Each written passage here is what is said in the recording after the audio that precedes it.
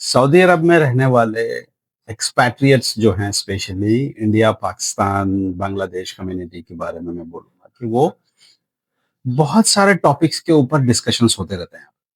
कुछ rules and regulations change हो रहे हैं, कुछ नए रूल्स आ रहे हैं, इसके ऊपर डिस्कशंस होते रहते हैं। लेकिन कुछ टॉपिक्स जो है वो बहुत ही सेंसिटिव होते हैं। जैसे एक टॉपिक है वीपीएन का, कि वीपीएन जो है personal laptop, personal desktop, personal mobile phone के ऊपर इंस्टॉल करना है या नहीं करना है? या सिर्फ ये कॉर्पोरेट यूजर्स ही इसका इस्तेमाल कर सकते हैं। देखिए इस बारे में ना सोशल मीडिया के ऊपर रह रहे के न्यूज या रूमर्स चलते रहते हैं। जैसे रिसेंटली अभी अभी हाल फिलहाल में कुछ वीडियोस आए जिसमें लोग कह रहे हैं कि पुलिस जो है चेक पॉइंट के ऊपर रोक के लोगों के मोबाइल फोन्स चेक कर रही है, जिसमें वो वीपीएन को चेक कर रहा है। या कुछ वक्त पहले एक न्यूज आई थी कि आपके मोबाइल फोन में अगर आपने वीपीएन इंस्टॉल कर लिया या आपने वीपीएन का इस्तेमाल कर लिया तो 1 मिलियन सऊदी रियाल्स की पेनल्टी। देखिए इस बारे में जरा रुक कर और अगर आप अपने दिमाग का इस्तेमाल करके या अपनी नॉलेज का इस्तेमाल करके थोड़ा सा सोच के इसके बारे में अगर कंक्लूड करेंगे या इसके बारे में स्टडी करेंगे तो आपको पता चलेगा कि ये लॉजिकल है। क्या ये बात लॉजिकल है कि पुलिस वाले रोक कर इंडिविजुअली लोगों की मोबाइल फोन चेक कर रहे हैं वीपीएन के लिए? टेक्नोलॉजी इतनी आगे बढ़ गई है कि ये सब चीजें करके इस तरीके से ट्रैक करने का मतलब नहीं बनता है। तो इस मसले को पूरे तरीके से समझने के लिए चलिए थोड़ा-सा पीछे चलते हैं और वहाँ से फिर मैं आपको समझाऊँगा कि किस तरीके से आगे बढ़ा है। देखिए 2007 2007 जहाँ पर first time anti cyber criminal law आया सऊदी अरब में।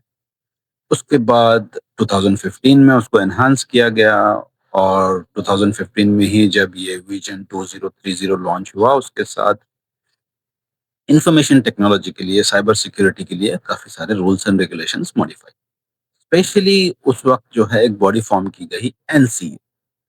एनसीए के बारे में जो लोग टेक्नोलॉजी जानते हैं उनको पता ही होगा। एनसीए का काम है एनसीए के अंडर में जो है और एक एसेंशियल्स जो है इंफॉर्मेशन सिक्योरिटी के वो भी पूरे गाइडलाइंस दिए गए।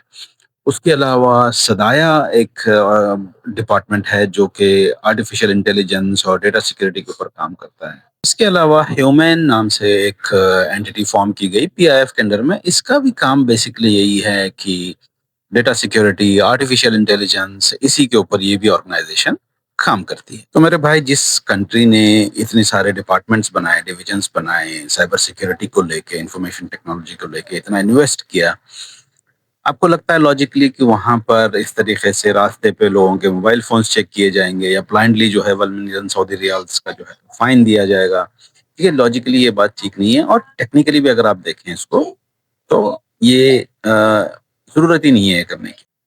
तो चलिए थोड़ा-सा टेक्निकली इसको समझते हैं। देखें आप चाहे एप्पल स्टोर से इसको डाउनलोड करें या गूगल स्टोर से, ऐप स्टोर से, तो गूगल और एप्पल दोनों भी आपको जो है बगैर आपके आइडेंटिटी के कोई भी एप्लीकेशन डाउनलोड नहीं करने देते हैं। आपके फ़ोन की इन्फॉर्मेशन, आपके आईडी की इन्फॉर्मेशन उनके पास लाज़िम लॉग होती है। तो देखें इस हिसाब से टेक्निकली किसी भी फ़ोन के ऊपर कोई भी आईडी का इस्तेमाल करके आप एप्लीकेशन डाउनलोड करेंगे, उसके लॉग्स जनरेट होते हैं और इसकी information app store, Google store जो हैं उनके पास आपकी इन्फॉर्मेशन ऑलरेडी है।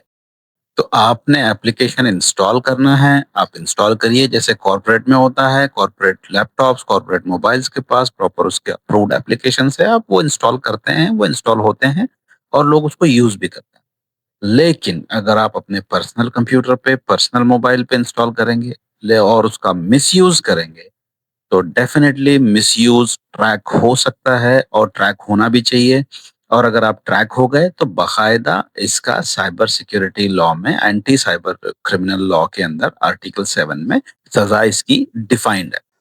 2 टॉपिक्स इस वीडियो में जो मैं आपको बताना चाह रहा था।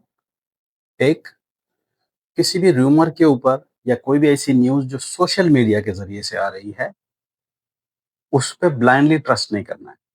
आपने पर्सनली जाके उसकी तहकीक करनी है।